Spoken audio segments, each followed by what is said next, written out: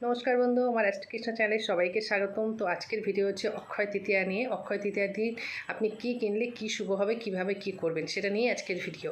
তো 10ই মে সামনে 2024 সালে শুক্রবার এবার অক্ষয় তৃতীয়া পড়েছে। তো অক্ষয় তৃতীয়ার দিন আপনি কি করবেন, যদি আপনি এই যে দুটো জিনিস বলবো সেই দুটো জিনিস কিনে যদি আপনি সেইভাবে প্রয়োগ করতে পারেন তাহলে অত্যন্ত শুভ ফল লাভ করবেন। ওই দিন যদি আপনি বার্লি কিনে বিষ্ণুর চরণে নিবেদন করে সেই বার্লি যদি একটা লাল কাপড়ে বেঁধে আপনার সিন্দুক বা ক্যাশ বাক্সে রেখে দেন তাহলে কিন্তু অত্যন্ত শুভ। আপনার আর্থিক উন্নতি হবে বা বৃদ্ধি পাবে, বা যেটুকু অশুভ হচ্ছে সেটাও কিন্তু শুভ, কারণ অক্ষয় তৃতীয়া দিনটাকে অত্যন্ত শুভ দিন হিসেবে আমাদের দেখা হয় বাঙালিদের মধ্যে।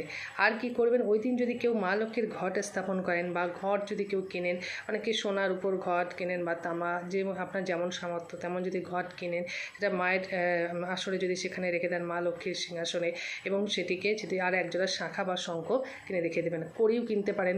অত্যন্ত মা